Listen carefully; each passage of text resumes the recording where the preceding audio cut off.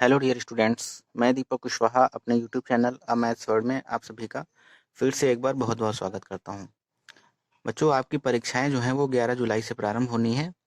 तो इधर आपके पास जो है अभी 1 महीने से अधिक दिनों का समय है। इसलिए मैंने आप सभी को समाकलन चैप्टर, जो कि हम ऑफलाइन रूप से आपको क्लास में पढ़ा चुके हैं, कि फिर से रिवीजन क्लास देने का निश्चय किया है। आप लोग मैथ विषय में बेहतरीन अंक प्राप्त कर सकें, इसलिए हम आप सभी को प्रतिदिन ऑनलाइन तौर पर यहाँ पढ़ाएंगे और प्रतिदिन आप सभी को एक एक वीडियो जो है हम उपलब्ध कराएंगे। सभी बच्चे बिल्कुल मन लगा के सारे वीडियो को देखेंगे और नोट्स बनाते हुए चलेंगे। जो भी यहाँ पर हम आपको क्वेश्चन कराएंगे उनको लिखते हुए चलेंगे। एग्ज़ाम टाइम पे हमारे द्वारा बनवाया गया जो नोट्स है आपके लिए बिल्कुल रामबाण सिद्ध होगा। बस उतना ही नोट्स अगर आप पढ़ के चले जाएंगे एग्ज़ाम देने, तो आसानी से आप 45 प्लस मार्क्स जो हैं प्राप्त कर सकेंगे। तो आइए बच्चों, शुरू करते हैं। चैनल पर पहली बार विजिट कर रहे हैं तो चैनल को सब्सक्राइब कर लें और साथ में बेल आइकन को भी प्रेस कर लें। तो बच्चों, समाकलन पढ़ने से पहले हमें ये जानना जरूरी है कि आखिर समाकलन है क्या, किसे हम समाकलन कहते हैं। What is integration. तो बच्चों, अगर हम कम शब्दों में कहना चाहें तो हम ये कह सकते हैं कि जो समाकलन है वो अवकलन की विपरीत प्रक्रिया है। यानी कि integration is the reverse process of the differentiation. अवकलन की विपरीत प्रक्रिया को ही समाकलन कहते हैं। क्या मतलब हुआ इस बात का? इस बात का मतलब बच्चों ये हुआ कि अगर हमें कोई फंक्शन दिया गया है, जैसे मान लो x की पावर 4 आपको कोई फंक्शन दिया गया है, हम आपसे कहें कि इसका डिफरेंशिएशन क्या होगा, तब आप कहेंगे कि x की पावर 4 का जो डिफरेंशिएशन है वो 4x क्यूब होगा। क्योंकि अगर हमें x की पावर n का अवकलन करना हो तो इसका सूत्र होता है nx की पावर n-1। उसी सूत्र को हमने इसमें अप्लाई किया है। x की पावर n के रूप में है, यहाँ पर n की जगह पे 4 है, तो जब हम इसका अवकलन करेंगे तो हमें क्या मिलेगा? nx की पावर n-1, यानी कि 4x की पावर 4-1। 4x की पावर 4-1 तो क्या हो गया ये? 4x cube. ठीक है बच्चों, यानी कि x की पावर 4 का जब हमने अवकलन किया तो हमें क्या मिला? 4x क्यूब मिल गया। अब बच्चों, थोड़ी देर के लिए अगर हम आपसे ये पूछें कि ये जो 4x क्यूब है किसका अवकलन करके प्राप्त हुआ है, किस फंक्शन का हमने अवकलन किया है जो हमें 4x क्यूब प्राप्त हुआ है, तब आप बेशक यही कहेंगे कि हमने x की पावर 4 का अवकलन किया है, इसलिए हमको 4x क्यूब प्राप्त हुआ है। बच्चों, अब थोड़ी देर के लिए हम अगर आपसे ये कहें, हम अगर x की पावर 4 को छुपा लें और हम आपसे डायरेक्टली ये वैल्यू दें आपको 4x क्यूब, और हम आपसे कहें कि बताइए जो 4x क्यूब है किस फंक्शन का डिफरेंशिएशन करके हमें मिला है, तो बच्चों आप थोड़ा सा विचलित हो जाएंगे, थोड़ा सा हेजिटेट हो जाएंगे कि आखिर हमें ये किस फंक्शन का डिफरेंशिएशन करके मिला हुआ है, प्राप्त हुआ है। तो इसके लिए बच्चों हमें क्या करना रहता है, जिस फंक्शन के बारे में हमें ये पता लगाना हो कि ये किस फंक्शन का डिफरेंशिएशन करके हमें मिला है, हम उस फंक्शन का इंटीग्रेशन करते हैं, उस फंक्शन का समाकलन करते हैं। नहीं बात समझ में आई? कहने का मतलब ये हुआ कि अगर हम 4x क्यूब का समाकलन कर दें, इंटीग्रेशन कर दें, तो जो वैल्यू हमें मिलेगी वो वैल्यू वही फंक्शन होगी जिसका हमने अवकलन करके ये प्राप्त किया हुआ है। नहीं बात समझ में आई? यानी कि अगर हम 4x क्यूब का इंटीग्रेशन कर दें तब हमें ये वाला फंक्शन जो है मिल जाएगा। कैसे मिल जाएगा? 4x क्यूब का इंटीग्रेशन करिए बच्चों। इंटीग्रेशन कैसे करते हैं अभी हम आपको समझा रहे हैं। पहले यहाँ पर थोड़ा सा आप समझ लीजिए, क्योंकि थोड़ा बहुत तो परिचित आप होंगे ही इंटीग्रेशन से। तो 4 बच्चों कांस्टेंट है, बाहर आ जाएगा। x क्यूब का इंटीग्रेशन हम करेंगे। इंटीग्रेशन जब बच्चों हम x की पावर n के रूप किसी फंक्शन का करते हैं तभी हो जाता है x की पावर n+1 अपॉन में n+1। तो यहाँ पर 4x और n+1, n कितना है 3, और 3+1 करेंगे तो 4 हो जाएगा, और नीचे n+1 यानी कि 3+1 4 हो जाएगा। 4 से 4 कैंसिल हो गया, तो बच्चों हमें क्या मिल गया? x की पावर 4 मिल गया। यानी कि हमने x की पावर 4 का अवकलन किया हुआ था, तब हमें ये फंक्शन मिला हुआ था। बात समझ पाए? अब जैसे बच्चों हम डायरेक्टली आपको एक वैल्यू दे दें, मान लो हमने आपको 1/x एक्स दे दिया, हम आपसे कहें कि बताइए जो 1/x है ये किस फंक्शन का डिफरेंशिएशन करके हमको मिला हुआ है। तब आप थोड़ा सा कंफ्यूज हो रहे हैं कि हम कैसे बताएं कि ये किस फंक्शन का डिफरेंशिएशन करके हमको मिला है। तो बस आप बिल्कुल भी कंफ्यूज मत होइए, आप इस फंक्शन का 1/x का समाकलन कर दीजिए, इंटीग्रेशन कर दीजिए, तब आपको ये पता चल जाएगा कि ये किस फंक्शन का डिफरेंशिएशन करके हमें मिला है। तो 1/x का जब बच्चों हम इंटीग्रेशन करेंगे तो 1/x का जो इंटीग्रेशन होता है वो log x होता है। तो अब हम ये कह सकते हैं कि अगर हम log x का एक बार डिफरेंशिएशन कर दें तब हमें 1/x मिल जाएगा। कैसे? आपको बचपन में ही पढ़ाया गया था, d/dx अगर आप log x करते हैं तो log x का जो डिफरेंशिएशन होता है बच्चों क्या होता है, वो 1/x होता है। अगर हम इस 1/x का एक बार समाकलन कर दें तो हमें फिर ही मिल जाएगा। नहीं बात समझ में आई? एक एग्जाम्पल हम और ले लेते हैं, जैसे कि d/dx हम आपको दें sin x, तब आप बताइए sin x का डिफरेंशिएशन क्या होता है। आपको पढ़ाया गया है कि sin x का जो डिफरेंशिएशन होता है वो cos x होता है। अगर आपको ये sin x ना दिया होता, हम आपसे डायरेक्टली कहें कि बताइए जो cos x है ये किस फंक्शन का डिफरेंशिएशन करके हमको मिला है, तब बस आप केवल cos x का एक बार इंटीग्रेशन कर दें तब आपको पता चल जाएगा कि आपको ये sin x का डिफरेंशिएशन करके मिला है। तो cos x का जो इंटीग्रेशन होता है वो sin x होता है। तो sin x का डिफरेंशिएशन करके ही आपको cos x मिला हुआ था। तो यहाँ से सिद्ध होता है कि जो अवकलन की विपरीत प्रक्रिया है उसे ही हम समाकलन कहते हैं।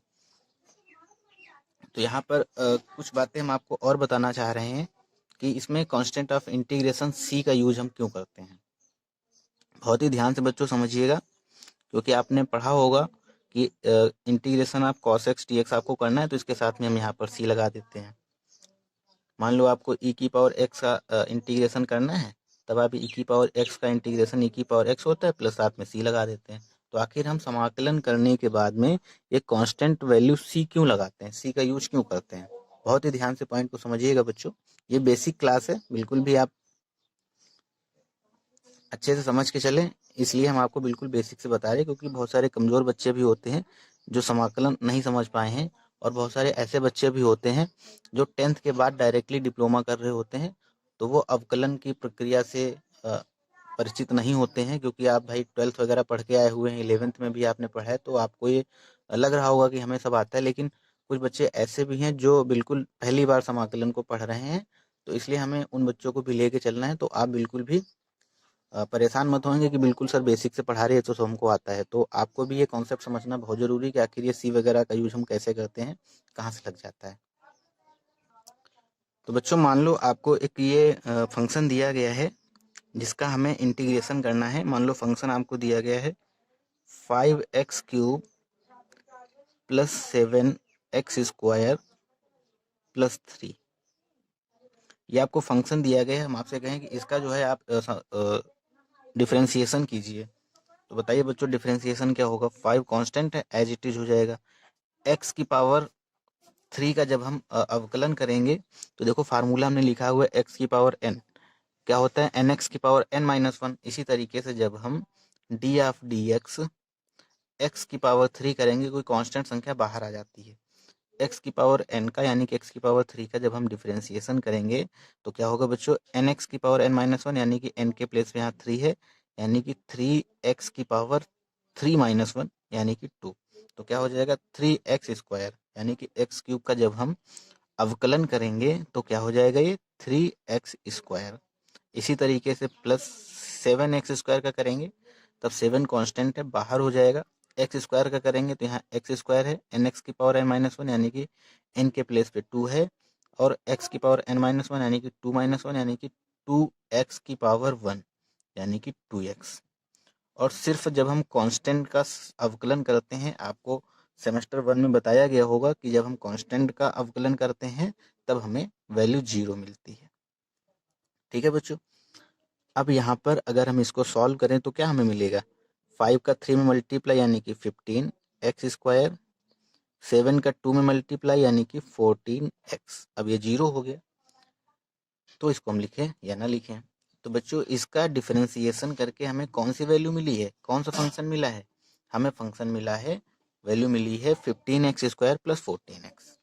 अब हम आपसे थोड़ी देर के लिए अगर ये कह दें कि बच्चों ये बताइए ये जो 15x² प्लस 14x है ये किस फंक्शन का अवकलन करके हमें प्राप्त हुआ है, तब आप बेशक यही कहेंगे कि सर अगर हम इसका इंटीग्रेशन कर दें तो हमें पता चल जाएगा कि हमने किस फंक्शन का डिफरेंशिएशन किया हुआ है। तो आइए बच्चों इसका हम एक बार अवकलन कर इंटीग्रेशन करते हैं, तब देखते हैं कि हमें ये वैल्यू मिलती है कि नहीं मिलती है। चलिए तो इसका हम क्या करेंगे, इंटीग्रेशन करेंगे। ये जो s की तरीके साइन बनता है इसको हम इंटीग्रेशन कहते हैं, समाकलन कहते हैं। समाकलन ऑफ 15x² प्लस 14x जिसके सापेक्ष हमें करना रहता है वो यहाँ पर हम लिखते हैं। x के सापेक्ष हमें इसका समाकलन करना है तो हम dx यहाँ पर लिखते हैं। तो बताइए बच्चों क्या हो जाएगा, यहाँ पर 15 जो है वो कांस्टेंट है तो 15 हमने बाहर रख लिया। x की पावर 2 का जब हम समाकलन करेंगे तो अभी हमने आपको बताया है कि x की पावर n का जब हम समाकलन करते हैं, इंटीग्रेशन करते हैं, तब ये x की पावर n+1 अपॉन में n+1 हो जाता है। यानी कि x की पावर 2 का जब हम इंटीग्रेशन करेंगे तो x के प्लेस पे x है, n के प्लेस पे 2 है, 2 + 1 अपॉन में n+1 यानी कि 2+1। तो यहाँ से हमें बच्चों क्या मिलेगा, x की पावर 3 अपॉन में 3 यानी कि x² का जब हम समाकलन करेंगे तो हमें क्या मिला, x की पावर 3 अपॉन में 3। बिल्कुल मन लगा के समझिएगा बच्चों। इसी तरीके से प्लस में अब 14 कांस्टेंट है, 14 को हमने एज इट इज लिख लिया और x का इसी तरीके से जब हम समाकलन करेंगे तो हमें क्या मिलेगा, यहाँ पे मान लो x की पावर 1 है तो ये क्या हो जाएगा, x की पावर n+1 यानी कि 1+1 और नीचे क्या हो जाएगा 1+1 यानी कि x की पावर 1 का जब हम समाकलन करेंगे तो हमें x² अपॉन में 2 मिलेगा। तो बच्चों यहाँ पर हम क्या लिखेंगे, x² अपॉन में 2। इसको जब हम थोड़ा सा सॉल्व करेंगे तो 3 से 5 टाइम ये 15 हो जाएगा यानी कि 5x³ और ये 2 टाइम हो जाएगा यानी कि प्लस 2x²। तो बच्चों सॉरी ये 2 है नीचे, यहाँ पे 2 है तो 2 सत्ते 14, ये 7 हो जाएगा यहाँ पे। तो यहाँ पे क्या आएगा 7x²। तो कहने का मतलब क्या हुआ, कहने का मतलब ये हुआ कि हमने आपको तो बताया था कि भाई इसका हम अगर एक बार इंटीग्रेशन कर दें तो जिस फंक्शन का हमने समाकलन अवकलन किया हुआ है वो हमको मिल जाएगा। लेकिन अब हमने जब इसका इंटीग्रेशन किया तब हमें तो सिर्फ यहाँ पे मिला है 5x³ प्लस 7x², हमें 3 तो मिला ही नहीं, 3 तो गायब हो गया। अब अच्छा बच्चों 3 कैसे गायब हो गया, क्योंकि ये कांस्टेंट संख्या है, कांस्टेंट संख्या का जब हम अवकलन करते हैं तो वो 0 हो जाता है और 0 को यहाँ पर हम शो नहीं कर सकते। अगर शो करेंगे भी तो 0 का जब हम अवकलन या समाकलन करेंगे तब तो वो 0 ही रहेगा। तब आखिर ये कैसे मैनेज होगा, अब यहाँ पे एक संख्या हमारी कम हो गई, ये 3 जो है ये कम हो गई जब हमने इंटीग्रेशन किया। तो इसी बच्चों कांस्टेंट संख्या को बैलेंस करने के लिए हम यहाँ पर कांस्टेंट ऑफ इंटीग्रेशन c का यूज करते हैं। ये जो c है यहाँ पर जितनी भी कांस्टेंट संख्याएं हैं वो इनके इक्विवेलेंट होती हैं, ये हम मान के चलते हैं। यहाँ पर आप हम क्या मान के चलेंगे, ये जो c हम साथ में लगा देते हैं ये c कोई कांस्टेंट संख्या रही होगी, यहाँ पर कांस्टेंट संख्या 3 है तो हम मान के चलेंगे कि ये जो 3 है वो c के बराबर है, इसलिए हम कांस्टेंट ऑफ इंटीग्रेशन का यूज यहाँ पर करते हैं। आशा करता हूँ सभी बच्चों को ये समझ में आया होगा। हम एक बार बच्चों फिर से आपको समझाया दे रहे हैं, ध्यान से समझिएगा। ये हमें कोई एक फंक्शन दिया गया है, इसका हमने जब डिफरेंशिएशन किया तब हमें ये फंक्शन मिल गया 15x² प्लस 14x, क्योंकि कांस्टेंट संख्या का जब हम डिफरेंशिएशन करते हैं तब वो 0 हो जाता है। तो हमें क्या मिला यहाँ पे 15x² प्लस 14x मिला। अब बात ये है कि अगर हमें ये पता करना हो कि ये किस फंक्शन का डिफरेंशिएशन करके हमें ये वैल्यू मिली है, तो इस फंक्शन का अगर हम एक बार इंटीग्रेशन कर दें तब हमें वो वैल्यू मिल जाती है जिसका हमने डिफरेंशिएशन किया है, ये हम जानते हैं। तो हमने इसका जब एक बार डिफरेंशिएशन किया तब इसका जब हमने एक बार इंटीग्रेशन किया तब हमें ये वैल्यू मिली 5x³ प्लस 7x²। लेकिन जो फंक्शन दिया गया था जिसका हमने अवकलन किया था वहां पर तो 3 भी था, यहाँ पर 3 तो शो नहीं कर रहा। तो हमें ये समझ में आया कि जब हम कांस्टेंट संख्या का अवकलन करते हैं तो वो यहाँ पे शो नहीं करता है। इंटीग्रेशन करते टाइम वो संख्या मिस हो जाती है जब हम इंटीग्रेशन करते हैं। तो उस कांस्टेंट संख्या को बैलेंस करने के लिए ही हम सी का यूज करते हैं। उसी कांस्टेंट संख्या को बैलेंस करने के लिए ही हम सी का यूज करते हैं। तो आशा करता हूँ बच्चों अब आपको पूरी तरह से समझ में आ गया होगा। तो हमने आपको ये बताया कि अवकलन की जो विपरीत प्रक्रिया है उसे ही हम समाकलन कहते हैं। Integration is the reverse process of the differentiation. तो बच्चों आप चाहो तो इसको अपने तरीके से नोट भी कर सकते हो। हम आपको आगे ये बताने चल रहे हैं कि आखिर समाकल्य क्या होता है, समाकल किसे कहते हैं और समाकलन किसे कहते हैं। What is integrand, what is integral and what is integration. तो इस बात को भी हम 2 लाइन में अभी आगे समझ लेते हैं कि आखिर ये क्या होता है। सभी बच्चे बिल्कुल वीडियो के लास्ट तक बने रहेंगे। बहुत बढ़िया बच्चों, अगर ये आपको प्रोसेस समझ में आया है, पसंद आया है तो वीडियो को लाइक जरूर कर लें। तो इसमें बच्चों कुछ बातें आप लिख लीजिए।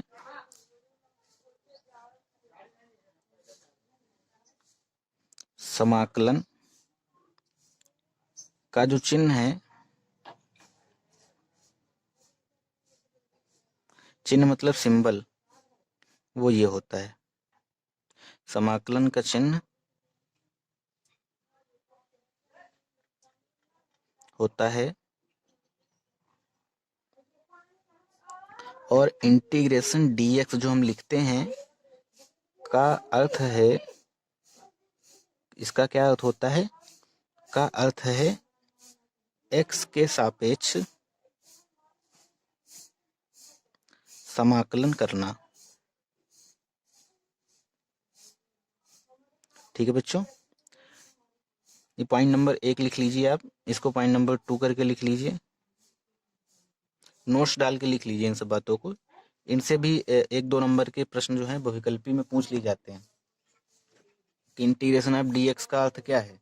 लिखा होगा y के सापेक्ष समाकलन करना, लिखा होगा x के सापेक्ष अवकलन करना, लिखा होगा x के सापेक्ष समाकलन करना, या इनमें से कोई नहीं। तो आपको पता है कि x के सापेक्ष समाकलन करना इसका मतलब होता है, तो आप उस पर टिक लगा देंगे। ठीक है, तो कुछ भी एग्जाम में आ सकता है, तो आप सारा कुछ समझ के चलें। आगे पॉइंट लिख लीजिए, जिस फंक्शन यानी कि जिस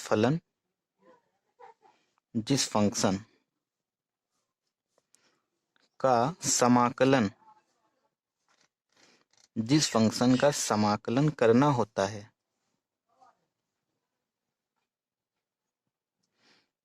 उसे क्या कहते हैं बच्चों, बताइए जरा। उसे समाकल्य कहते हैं। उसे समाकल यानी कि इंटीग्रैंड कहते हैं।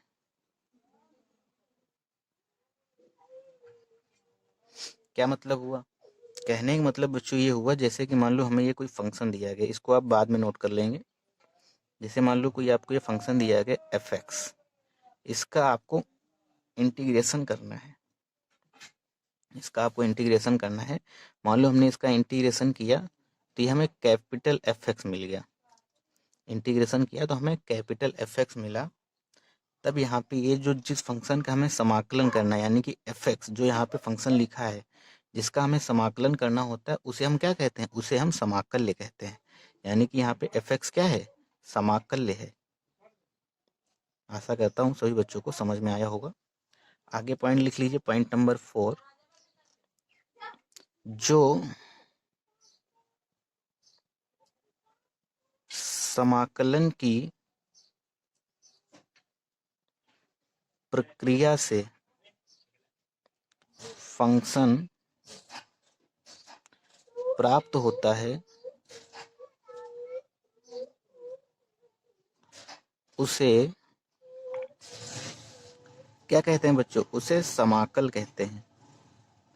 समाकल मतलब इंटीग्रल,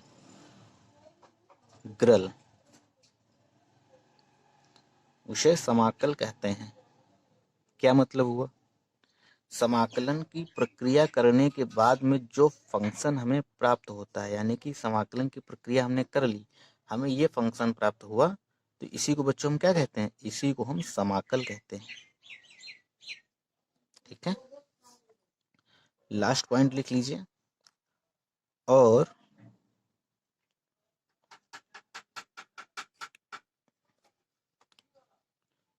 उस प्रक्रिया को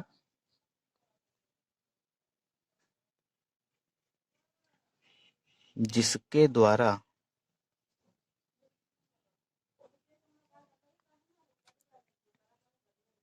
समाकल प्राप्त होता है उसे, और उस प्रक्रिया को जिसके द्वारा समाकल प्राप्त होता है उसे समाकलन कहते हैं।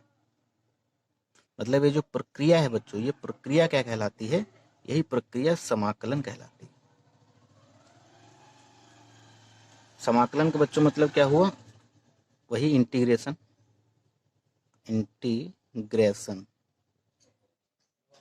कहते हैं। तो आशा करता हूँ बच्चों सभी को ये समझ में आया होगा यहाँ तक। ये आप नीचे लिख लीजिए और यहाँ पे लिख लीजिए नीचे, यदि कैपिटल एफ(x) को अवकलित किया जाए, कैपिटल एफ(x) को अवकलित किया जाए तो एफ(x) प्राप्त होगा। मतलब बिल्कुल अब विपरीत प्रक्रिया है। यहाँ पर जब आपको फंक्शन जो मिल जाएगा, अगर उसका हम अवकलन कर दें तो हमें ये वाला फंक्शन मिल जाएगा, प्राप्त होगा। ठीक है, तो बेहद आसान कॉन्सेप्ट था इंटीग्रेशन का। तो आशा भी करता हूँ बच्चों कि आप सभी को समझ में आया होगा। समझ में आया है तो आप वीडियो में हमें कमेंट करके ज़रूर बताएं कि आपको ये प्रोसेस जो है समझ में आया कि नहीं आया। तो आगे हम कुछ अब महत्वपूर्ण फार्मूलाज की बात कर लेते हैं जिनका हम यूज करेंगे इस इंटीग्रेशन चैप्टर में। तो हमारे साथ साथ आप भी लिखते हुए चलेंगे बच्चों। हेडिंग डाल लीजिए इम्पोर्टेंट फार्मूलाज। तो बच्चों पहला फार्मूला आप लिख लीजिए, इंटीग्रेशन ऑफ x की पावर n dx क्या होता है बच्चों? x की पावर n+1 अपॉन में n+1 डी, और साथ में constant of integration c। Second formula लिख लीजिए, इंटीग्रेशन ऑफ 1/x dx, इसका होता है log x + c। Third formula लिख लीजिए बच्चों, e की पावर x dx, e की पावर x का चाहे हम डिफ्रेंसिएशन करें और e की पावर x का चाहे हम इंटीग्रेशन करें, ये दोनों ही कंडीशन में e की पावर x ही रहता है। फोर्थ नंबर पॉइंट लिख लीजिए, a की पावर x dx, इसका मतलब हुआ बच्चों a की पावर x अपॉन में log बेस e, और यहाँ पर a log बेस e, यहाँ पर a प्लस में c। और ये दो फार्मूले बहुत ही महत्वपूर्ण जिनका हम बहुत यूज करते हैं और ज़्यादातर बच्चे माइनस प्लस में ही कंफ्यूज बने रहते हैं। cos x का अगर हम इंटीग्रेशन करें तो बताइए प्लस में साइन x होगा कि माइनस में? तो आप बेशक कहेंगे कि प्लस में साइन x होगा। इसी तरीके से बच्चों अगर हम साइन x का अवकलन करें, समाकलन करें, डिफ्रेंसिएशन और इंटीग्रेशन करें साइन x का, तो ये हमें मिलेगा माइनस में cos x प्लस में c। 7 नंबर लिख लीजिए, महत्वपूर्ण फार्मूले जिनका मतलब हम ज़्यादातर यूज करेंगे उन्हीं को लिखाई दे रहे, फिर जैसे जैसे हम आगे एक्सरसाइज आपको कराते रहेंगे फार्मूला जो हैं आपको हम लिखाते रहेंगे। Integration sec square x dx, अगर सेक स्क्वायर एक्स का हम समाकलन करें तो हमें क्या मिलेगा? tan x मिलेगा, क्योंकि tan x का जो अवकलन होता है वो सेक स्क्वायर एक्स होता है। अगर हम कॉसेक स्क्वायर एक्स का इंटीग्रेशन करें तो हमें क्या मिलेगा? माइनस का कॉट एक्स मिलेगा, क्योंकि कॉट एक्स का जो डिफ्रेंसिएशन होता है वो माइनस का कॉसेक स्क्वायर एक्स होता है। बिल्कुल विपरीत प्रक्रिया है बच्चों।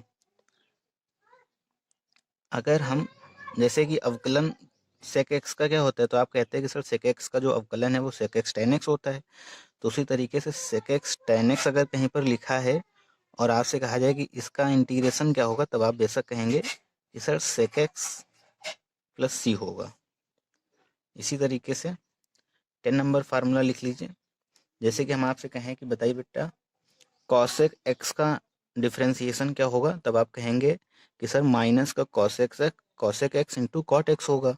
तो उसी तरीके से अगर हम आपसे कहें कि cosec x into cot x इसका इंटीग्रेशन क्या होगा, तब आप बेशक कहेंगे माइनस का कॉसेक एक्स होगा।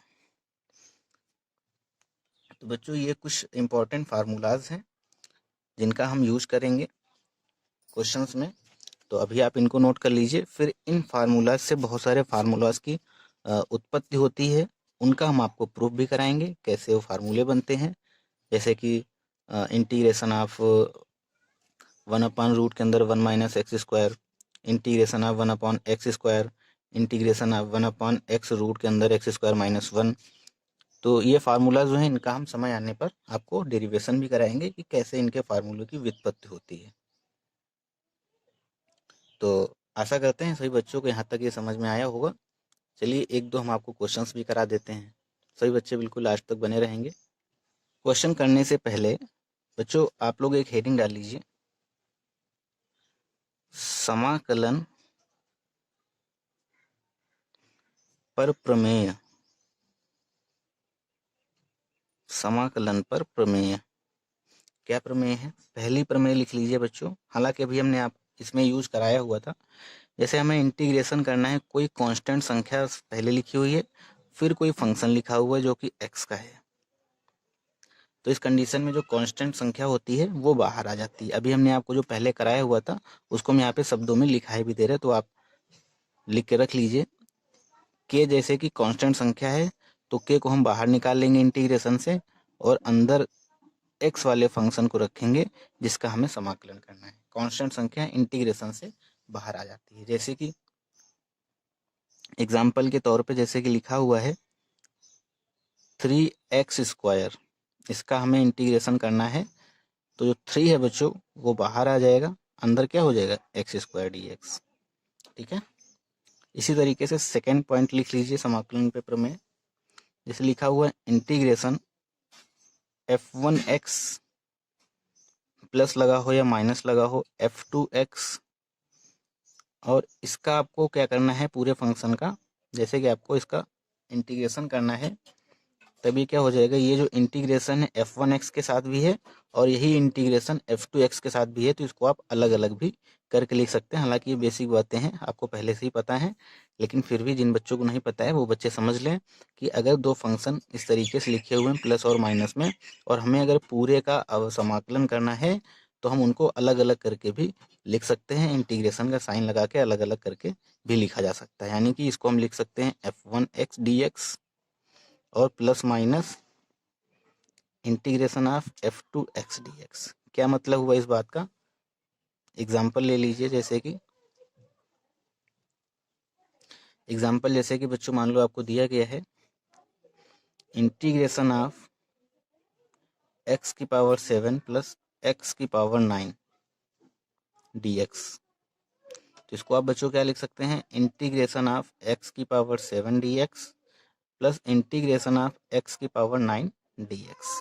अब आप इसका इंटीग्रेशन कर लीजिए और आप लिख सकते हैं। अभी हम आपको क्वेश्चंस कराएंगे तब सारे इंटीग्रेशन वगैरह करके दिखाएंगे। तो अब आप हेडिंग डाल लीजिए, महत्वपूर्ण उदाहरण।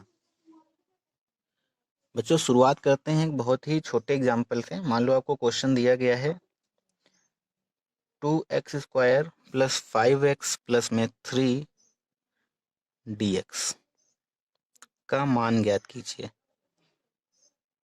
बिल्कुल छोटा सा प्रश्न है और आप सभी बच्चे वीडियो रोक के इसका आंसर बताएंगे क्या आएगा। सभी बच्चे स्वयं से करें।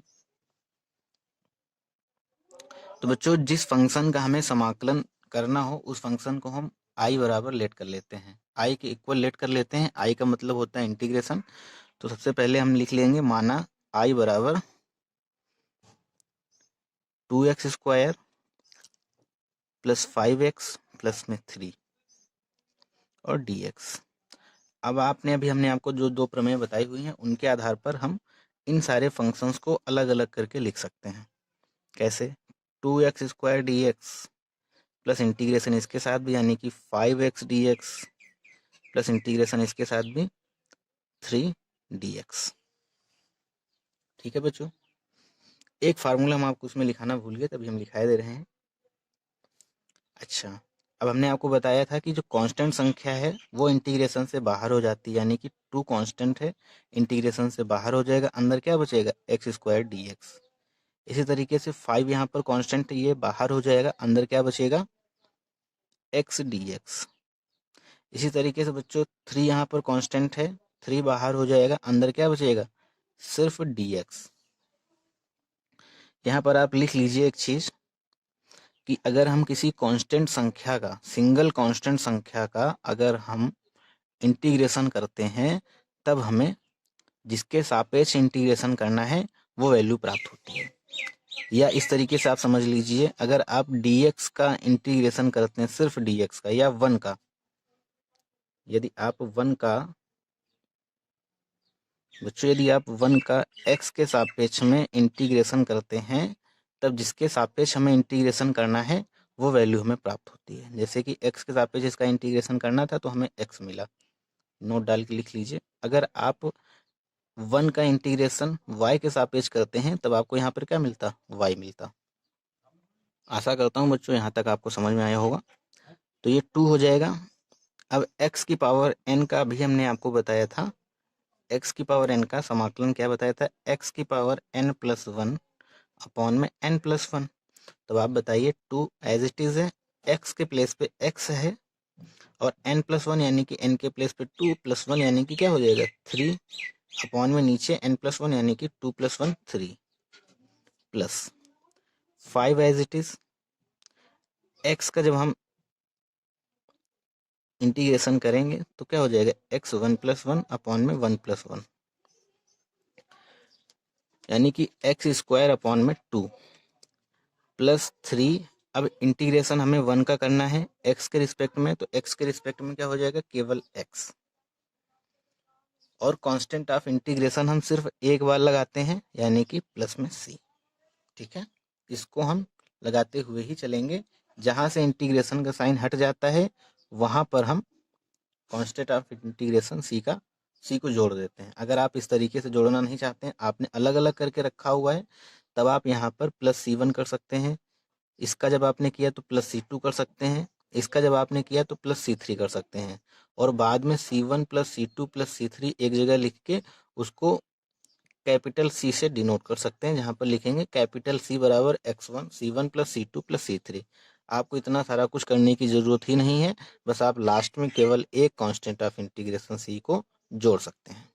अब इसे आप बस थोड़ा सा सॉल्व कर लीजिए, क्या हो जाएगा? ये 2x³ अपॉन में 3 प्लस 5x² अपॉन में 2 प्लस 3x और प्लस में c। बस यही आंसर है। आशा करता हूँ सभी बच्चों को समझ में आया होगा।